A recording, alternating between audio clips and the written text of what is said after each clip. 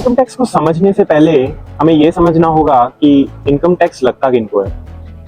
तो as you all know, हम सब इनकम अपनी अर्न करते हैं, लेकिन दो तरह से इनकम अर्न होती है। एक तो या तो आपका अपना बिजनेस होगा या तो आप एक एम्प्लॉय हो गए। चलिए अब समझते हैं हम इनकम टैक्स को।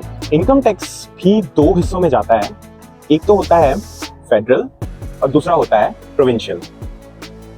पहले बात करते हैं फेडरल की। तो लगता है कि प्रोविंशियल जो होगा और फेडरल होगा वो इक्वल होगा, लेकिन ऐसा नहीं है। प्रोविंशियल टैक्स जो है वो फेडरल टैक्स से कम होता है। फॉर एग्जाम्पल, अगर हम ओंटारियो में हैं तो यहाँ ओंटारियो की बात हो रही है, तो हम ओंटारियो के एग्जाम्पल लेके समझेंगे कि कौन सा टैक्स कितना होता है। डिटेल में अगर आपको देखना है तो मैंने डिस्क्रिप्शन में और कमेंट सेक्शन में ऑलरेडी लिंक डाल दिया है, वहां से जाके आप देख सकते हो कि कौन सा टैक्स कितना प्रोविंस में कितना लगता है और फेडरल कितना है। तो अब आपके सामने मैं दो स्लैब शो कर रहा हूँ, जिसमें पहली है फेडरल और दूसरी है प्रोविंशियल। तो आप देख सकते हो कि फेडरल में जो आपकी मिनिमम टैक्स लगेगा वो है 15% और प्रोविंशियल जो है वो है 5.05%। तो इन टोटल 20.05% आपको मिनिमम टैक्स लगना ही लगना है, चाहे आप मिनिमम वेजेस पर ही क्यों ना हो। अच्छा, अब नेक्स्ट में अब आपको एक एक्चुअल सैलरी स्लिप दिखा रहा हूँ, जिसमें कि आप देख सकते हो डिफरेंट कंपोनेंट्स जो कि आपकी सैलरी से कटेंगे अदर देन दी टैक्स। तो उसमें एक कंपोनेंट आपको नजर आ रहा होगा, सीपीपी, जो है कैनेडा पेंशन प्लान।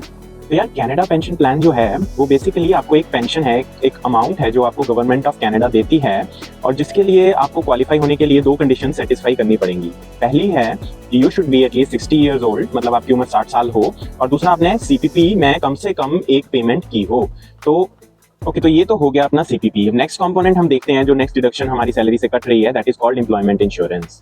तो एम्प्लॉयमेंट इंश्योरेंस, जैसे कि नाम ही बता रहा है, ये होती है आपकी employment related insurance. For example, अगर आपकी कंपनी में ले ऑफ होती है या किसी वजह से आपकी जो जॉब है वो टर्मिनेट कर दी जाती है विदाउट एनी रीजन, जिसकी वजह से या जिसमें आपकी कोई गलती हो या आपकी तरफ से कोई गलती हुई हो, तो उस टाइम पे जो इंश्योरेंस आप पे कर रहे हो वो इंश्योरर आपको आपकी 55% ऑफ योर अर्निंग्स, जो कि मैक्सिमम होती हैं 63,200 एज ऑफ जनवरी 1, 2024, आपको वापस मिलना शुरू हो जाएगी फॉर द टाइम आप जब तक आपको अगली जॉब नहीं मिलती है। ठीक है, तो जिसका मतलब ये है कि आप मैक्सिमम 668 पर वीक तक आपको मिल सकते हैं। अब ऑब्वियसली ये एम्प्लॉयमेंट इंश्योरेंस भी बहुत सारी डिटेल्स हैं, इसमें भी बहुत सारे क्वालिफिकेशन रूल्स हैं और बहुत सारे इसमें क्लॉजेज हैं, तो उस पर एक अलग से वीडियो जल्दी आने वाली है, तो मत भूलना सब्सक्राइब करना ताकि आपसे वो इन्फॉर्मेशन कहीं मिस ना हो। अच्छा, तो यार अगली दो डिडक्शन जो हम देख रहे हैं, एक है आरआरएसपी और एक है मेडिकल इंश्योरेंस। आरआरएसपी का सबसे अच्छा और सबसे बढ़िया फायदा ये है कि आप उसमें जो भी अमाउंट डालोगे या जितनी भी कंट्रीब्यूशन करोगे वो आपकी डबल हो जाएगी। हाँ जी, डबल मतलब 100% गेन। तो वो डबल होगी कैसे कि गवर्नमेंट ने ये रूल बनाया है कि आरआरएसपी में आप जितनी भी कंट्रीब्यूशन करोगे आपके एम्प्लॉयर को सेम अमाउंट मैच करनी पड़ेगी आपकी कंट्रीब्यूशन में। तो इसका सिंपल सा मतलब ये है कि आप जितना भी पैसा डालोगे वो डबल। अच्छा, अब आप कहोगे कि मैं अपनी 50% सैलरी डाल देता हूँ, बट ऐसा नहीं है। गवर्नमेंट ने ये भी रूल बोला है कि एक सर्टेन अमाउंट और सर्टेन परसेंट है जो एम्प्लॉयर सेट कर सकता है कि मैं बस उतना ही मैच करूंगा आपकी टोटल सीटीसी का, और उससे ज्यादा नहीं करूंगा। फॉर एग्जांपल, अब जनरली मार्केट स्टैंडर्ड से अगर आप देखो तो कंपनियां या तो 4%, 5%, 6%, अप टू 10%, कई कंपनियां 15% भी मैच करती हैं, पर इन स्टैंडर्ड 4 to 5% ही चलता है मार्केट में। तो 4% आप अगर अपनी सैलरी का आरआरएसपी में डाल रहे हो तो 4% ही एम्प्लॉयर भी डालेगा, जिससे आपका पैसा जो भी आपने डाला वो डबल हो जाएगा। अच्छा, इसका एक और बहुत ही अच्छा बेनिफिट है कि आप जितनी भी अमाउंट आप आरआरएसपी में डालोगे उतना आपको आपकी मतलब टैक्स में से आपको रिबेट भी मिल जाएगी। आपकी उतनी सैलरी टैक्स कैलकुलेट करने के लिए बिल्कुल भी काउंट नहीं होगी। तो और थर्ड बेनिफिट इसका ये है कि आप जो अमाउंट आप आरआरएसपी में डाल रहे हो आप उसको शेयर मार्केट में इन्वेस्ट कर सकते हो, जिससे जो कि अगर आप अच्छे इंडेक्स फंड में डाल रहे हो तो on an average long term में आपको 10 से 12% का रिटर्न बहुत आराम से मिल जाएगा। तो ये बहुत ही ट्रिपल बेनिफिट हो रहा है, ऑल्दो इट शोज कि आपकी सैलरी से कुछ कट रहा है और आपकी डिडक्शन हो रही है, बट ये आपके फायदे के लिए ही हो रही है। और जो लास्ट कंपोनेंट अब हम देख रहे हैं वो है मेडिकल प्रीमियम। तो आप जैसे जानते हो कि कनाडा में तो आप कहोगे कि मेडिकल तो फ्री है, राइट? लेकिन यहाँ पे अगर आप कनाडा में हो तो आपको पता ही है कि यहाँ पे डेंटल, आई और मेडिसिन फ्री नहीं है, वो आपको या तो आपकी इंश्योरेंस से पे करनी पड़ेगी या तो अपनी पॉकेट से पे करनी पड़ेगी।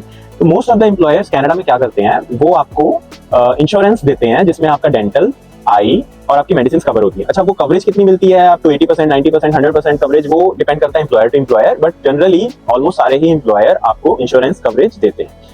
अच्छा, इंश्योरेंस के लिए ऑब्वियसली आपको प्रीमियम पे करना पड़ेगा, हर मंथ एक अमाउंट आपको देनी पड़ेगी सो दैट आप इस इंश्योरेंस को कंटिन्यू कर सके। मोस्ट ऑफ द टाइम्स वो भी आपकी सैलरी से ही कटेगी ताकि आपको इंश्योरेंस मिल सके। तो यार इनकम टैक्स के बारे में तो हम सबने बहुत बात कर ली कि क्या क्या कटता है। नेक्स्ट क्वेश्चन मन में यही आ रहा है जिसके लिए हम सब ये वीडियो देख भी रहे हैं कि वो है कि इनकम टैक्स बचाएं तो बचाएं कैसे। तो यार सबसे अच्छा तरीका तो यही है कि अपनी सैलरी कम कर लो, जिससे इनकम टैक्स भी कम कटेगा। ओके लेकिन सैलरी कम करने का मतलब ये नहीं है कि आप सच में अपना सीटीसी या अपनी जो टेक होम सैलरी आप उसको कम कर लो। इसका मतलब ये है कि गवर्नमेंट जितनी सैलरी आपकी कंसीडर करती है टैक्स काटने के लिए, आप उसको कम कर लो। आपको यार वो कैसे कम कर सकते हैं? तो इसमें से एक कंपोनेंट की बात तो हमने पहले ही कर लिया है, वो है RRSP। ठीक है, तो RRSP में जैसे हमने पता ही है, आप जितनी भी अमाउंट आप डालोगे वो आपकी टैक्स डिडक्शन में काउंट नहीं होगी। ठीक है, उतनी सैलरी आपकी काउंट नहीं की जाएगी टैक्स काटने के लिए। ओके, और तो नेक्स्ट हम बात करेंगे एक और कंपोनेंट जो आपको टैक्स सेविंग प्रोवाइड करता है, वो है FHSA। तो FHSA का मतलब है फर्स्ट होम सेविंग अकाउंट। ये गवर्नमेंट ऑफ कनाडा ने रिसेंटली लॉन्च किया है, जिसमें आप क्या कर सकते हो कि आप एक सर्टेन अमाउंट जो गवर्नमेंट ऑफ कनाडा सेट करती है हर ईयर, तो जैसे पिछले साल की थी 8,000 और इस साल की भी है 8,000, तो आप पूरे साल में $8,000 इसमें ऐड कर सकते हो, जो कि आपके इन्वेस्ट कर सकते हो आप आगे। फर्स्ट होम सेविंग अकाउंट कहीं पे भी खुलवा सकते हो, और अगर आपने अभी नहीं खुलवाया तो मैं आपको डिस्क्रिप्शन में एक लिंक दे रहा हूँ, आप अपना अकाउंट वेल्थ सिंपल में खुलवा सकते हो, जिसमें आपको इनिशियल एक अमाउंट भी मिलेगी अगर आप मेरा रेफरल कोड के थ्रू आप जाओगे, और आप अपना अकाउंट भी जल्दी से जल्दी खुलवा सकते हो। वेल सिंपल के ऊपर मैं अलग से एक वीडियो बना दूंगा कि क्या है लो ब्रोकर, नो ब्रोकेज, और कौन कौन से जो ब्रोकर्स हैं वो किस तरह के होते हैं, कितने टाइप के होते हैं, तो हम उस पर अलग से बात कर लेंगे। अच्छा, FHSA के रिलेटेड एक बात और समझनी है कि ये हर कोई नहीं खुलवा सकता। सिर्फ जैसे कि नेम, इसका नाम ही बता रहा है फर्स्ट होम सेविंग अकाउंट, तो अगर if you are buying your first home तभी आप इसको कर सकते हो। और एक और कंडीशन ये है कि अगर आपने अपना जो आपने पहले अगर आपने फर्स्ट होम अपना खरीद चुके हो ऑलरेडी और वो आपने सेल आउट कर दिया है, और आई थिंक मैं एग्जैक्ट ड्यूरेशन डाल दूंगा, अगर आप उस ड्यूरेशन से आप अभी रेंटल पे रह रहे हो तो then you get again eligible for your first home saving account. ठीक है, तो वो कंडीशंस, वो डिटेल सारी मैं यहाँ पे डाल दूंगा, आपको भी दिख जाएंगी कि क्या क्या है एलिजिबिलिटी क्राइटेरिया। अच्छा यार, FHSA की बात तो हो गई, अब हम जल्दी से दो और कंपोनेंट्स की बात कर लेते हैं जिससे हम अपना टैक्स बचा सकते हैं। पहला है कि अगर आप मैरिड हो और आपका बेबी भी है और वो डे केयर में जाता है, तो जो डे केयर की अमाउंट आप पे कर रहे हो आप उसको टैक्स डिडक्शन के लिए यूज कर सकते हो।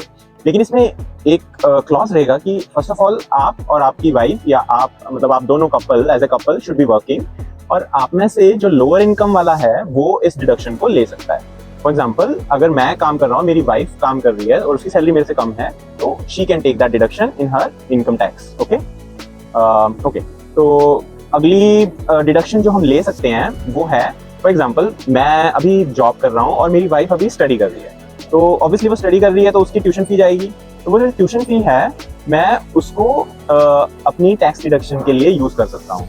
तो उसका जो डिटेल प्रोसीजर रहता है वो क्या करना है, तो इन शॉर्ट में अगर आपको समझा दूँ, तो जब आपकी वाइफ अपना रिटर्न भरेगी तो उसमें वो अपना ट्यूशन फी क्रेडिट क्लेम कर सकती है और फिर वो आपको ट्रांसफर कर सकती है। यहाँ पे मैं फिर से बोलना चाहूंगा कि ये सब जो हम अपना टैक्स रिटर्न फाइल करते हैं और ये सब करते हैं, ये आप वेल्थ सिंपल में भी कर सकते हैं, वो भी फ्री ऑफ कॉस्ट। जी हाँ, फ्री ऑफ कॉस्ट। इसके लिए मैं अलग से वीडियो डाल दूंगा, लेकिन अगर आपने उसके लिए सबसे पहले आपको अपना अकाउंट खुलवाना पड़ेगा। अगर आपने अकाउंट नहीं खुलवाया है, नीचे मेरा लिंक है, आप उस पर क्लिक करो, आप अपना अकाउंट एक दिन में आप अपना जो भी डॉक्यूमेंटेशन और जो भी वहाँ चाहिए तो आप उसको फिल आउट करो और आपका अकाउंट ओपन हो जाएगा।